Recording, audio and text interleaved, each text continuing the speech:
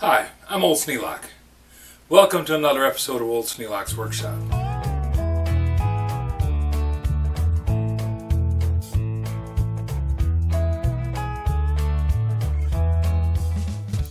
When we replaced the vinyl in the bathroom, well, actually we replaced the linoleum with vinyl in the bathroom, we had them put in vinyl trim.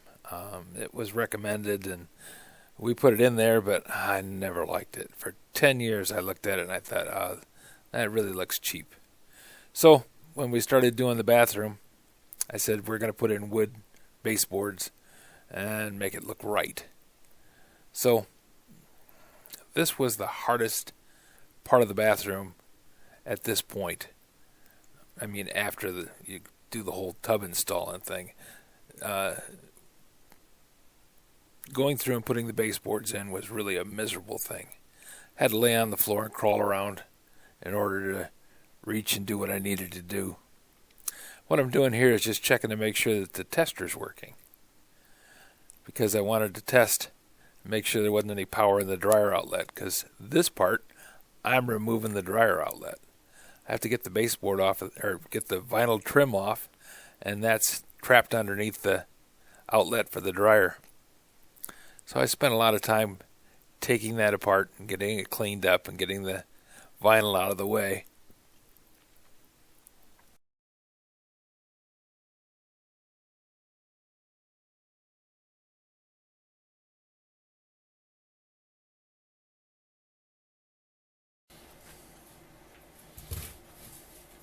One of the hardest things is just having to lay on the floor in this tight little spot and work on an outlet which is literally sitting on the floor at an angle that I don't fit in. It's a bit large for the area. The vertical cutout in the wall was something that was done by the previous owners to allow the dryer to go back against the wall. It tucked the dryer vent hose back inside the panel, back inside the plasterboard. Not a classic move, but that's the way it was.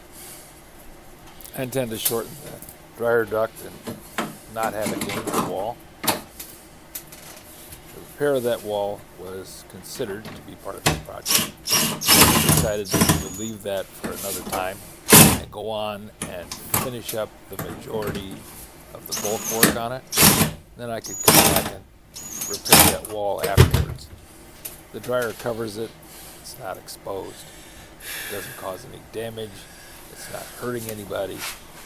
So we're going to leave it, but we are going to replace that piece of plasterboard that was cut out for no apparent reason other than they could.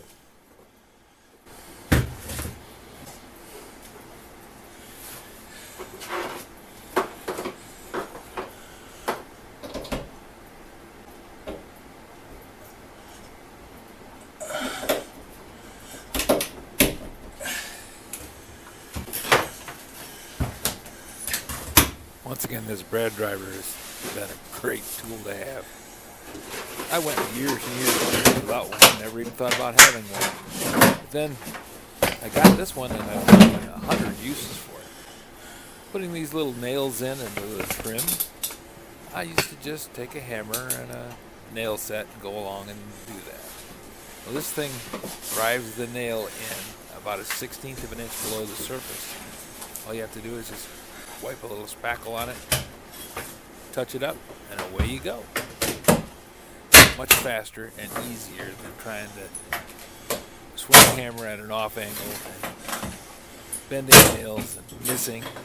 And even with a lot of practice that happens because you can't get your hand in there, especially when you're as old and as big as I am and just aren't flexible enough to crawl into those tight little spaces.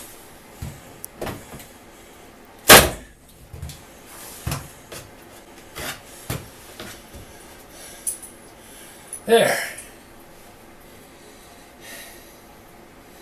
1 piece in.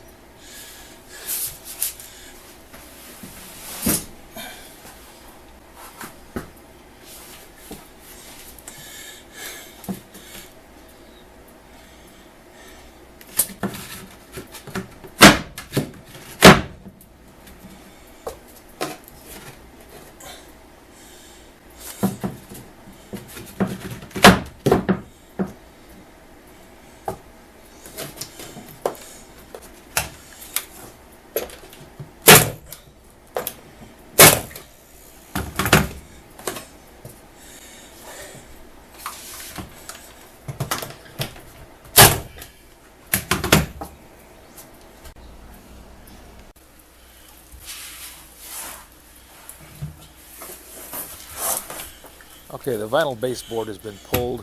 The new baseboard has been installed. It still has to be spackled a little bit. Some paint to touch up everything. But that's basically done. It was a tough fight, Ma, but we won. Now the thing that needs to happen is I need to finish off the rest of the room. Because, well, you know, we left a piece. Now, why didn't I finish up that bit of trim over there by the dryer outlet? Well, it's because I have to replace the door. And in order to replace the door trim, to make the baseboard line up right with the new door trim, I have to redo the whole door trim all the way around the door, which means I have to finish off the side over by the sink too. So it's just one thing after the other. If you have any suggestions for a new video, questions about today's video, or any of the other videos on the channel, just drop a note in the comments. You know I read them all. Thanks for watching.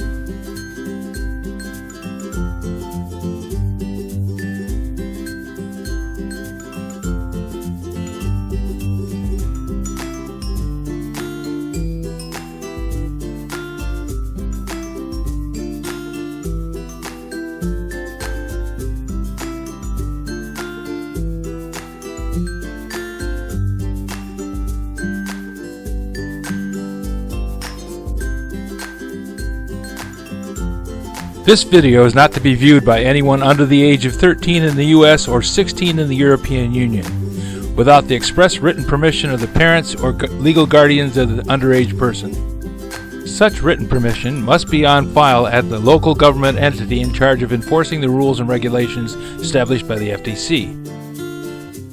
Anyone violating these terms is admitting by default that they hold harmless the owners and operators of this channel. Any and all questions should be addressed to your local branch of the FTC.